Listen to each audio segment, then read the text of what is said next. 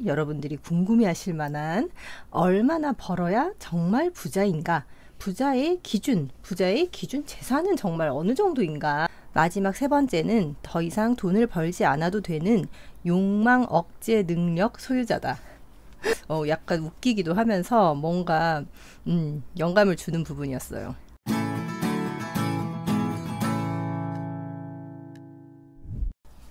안녕하세요. 1분 책 읽기 매일 낭독 시간입니다. 매일 10분의 낭독으로 나를 견고하게 다지는 시간을 가집니다. 저와 함께 영감의 쾌감을 느껴보시기 바랍니다. 네, 오늘은 2020년 6월 16일 화요일입니다. 제가 어제부터 연재하기 시작한 오늘도 돈의 속성을 가지고 나왔어요. 스노폭스 그룹의 회장님이신 김승호 회장님이 작가이신 그런 책입니다. 알면서도 알지 못하는 것들이라는 책을 저는 굉장히 좋게 읽었었고, 이 돈의 속성도 제가 어제 말씀드렸듯이 굉장히 짧은 호흡으로 마음에 와닿는 영감을 굉장히 많이 주는 그런 글들이 속에 굉장히 많아요. 어제에 이어서 저는 오늘 여러분들이 궁금해하실 만한 얼마나 벌어야 정말 부자인가? 부자의 기준 재산은 정말 어느 정도인가에 대해서 써놓은 글이 있어서 이 부분을 오늘 짧게 읽어보려고 합니다. 여러분들 어떻게 생각하세요? 저도 그 전에 굉장히 궁금했던 부분이기도 해서 한번 오늘 낭독을 해보도록 하겠습니다. 그런데 이게 이 속에 돈뿐만 아니라 그 부자들이 가지는 마음가짐, 철학 그런 것들이 녹아 있어서 그 부분이 저는 굉장히 좋았어요. 얼마나 벌어야 정말 부자인가? 보통 국제적인 기준에서 100만 장자란 100만 달러, 10억 원 이상의 금융자산을 가진 사람을 가리킨다. KB금융지주 경영연구소가 발표한 2019 한국 부자 보고서에 따르면 10억 원 이상의 금융자산을 보유한 부자는 32만 3천 명으로 전 국민의 0.63%에 해당한다. 자산 구성을 보면 부동산 53.7%와 금융자산 39.9%로 구성되어 있다. 이 비율을 일반인들의 자산 구성인 부동산 76.6%, 금융자산 18.9%와 비교하면 부자의 금융자산 비중이 2배 정도 높은 것을 알 수 있다. 이들이 나는 부자다 라고 생각하는 부자의 기준에서 빈도가 가장 높았던 금액은 50억 원, 27.7% 이상이었다.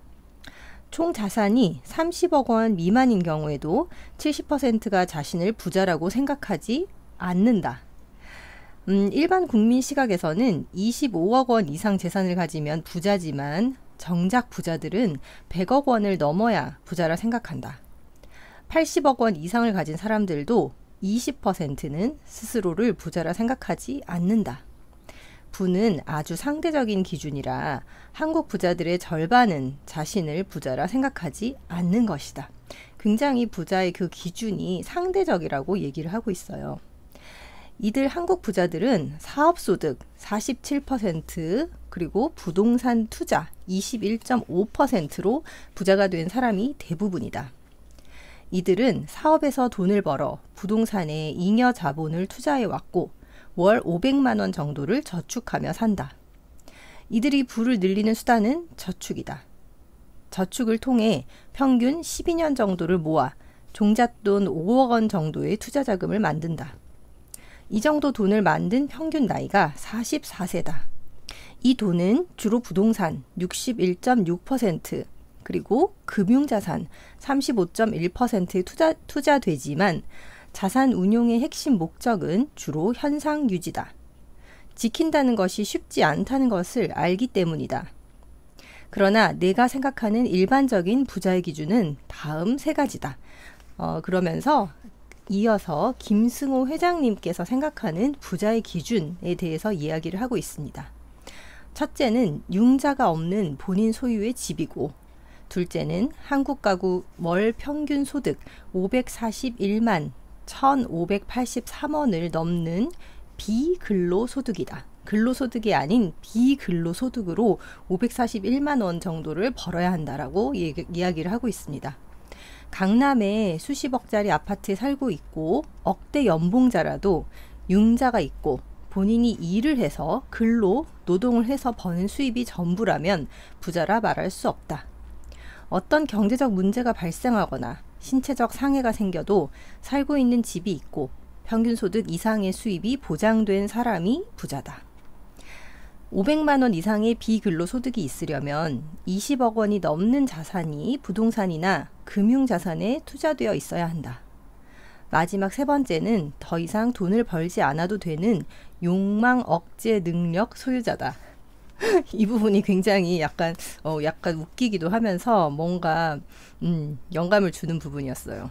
마지막 세 번째는 더 이상 돈을 벌지 않아도 되는 욕망 억제 능력 소유자다. 세 번째 조건을 충족하려면 한 인간이 자기 삶의 주체적 주인이 되어야 한다. 부는 상대적 비교다. 50억 원을 가졌든 100억 원을 가졌든 스스로를 상대 비교하면 여전히 부자가 아니라고 생각하는 것이 사람이다. 100억 원을 가졌어도 200억 가진 사람 앞에 서면 초라하고 1000억 원을 가진 사람에게 비굴해질 수 있다. 이런 사람은 아무리 벌어도 항상 가난하다.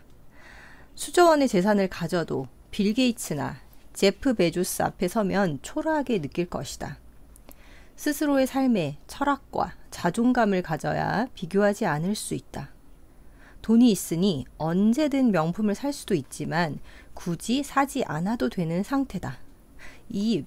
김승호 회장님께서 이야기하는 부자들은 이 명품을 사지 않아도 나의 자존감을 지킬 수 있는 그런 사람이다 라고 이야기를 하고 있어요. 내 부를 자랑한들 자존감이 느는 것도 아니니 고급 시계나 가방이 굳이 필요하지도 않다. 좋은 집, 비싼 차, 명품, 호화로운 음식을 계속 가져야 만족이 느는 상태라면 평생 나보다 더 부자는 만나지 말고 살아야 한다. 결국 더 이상 일하지 않아도 되는 상황을 만들어내는 것이 부자가 되는 첫 걸음이다. 시골의 작은 집에 살아도 자기 집이 있고 비근로소득이 동네의 평균보다 높고 그 수입에 만족하면 이미 부자다.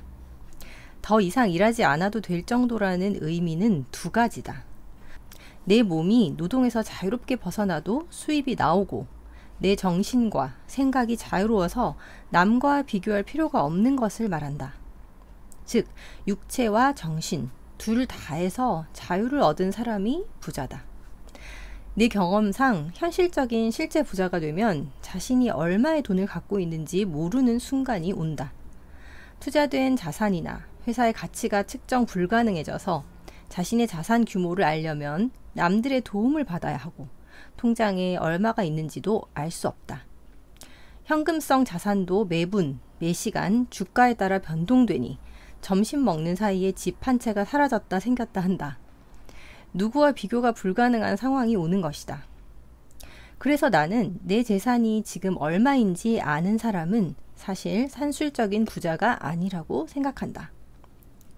따라서 부자란 금액에 따른 기준으로 잡을 수 없다. 부자는 더 이상 돈을 벌 필요가 없어진 사람이기 때문이다. 네, 오늘은 여기까지 낭독해 보도록 하겠습니다.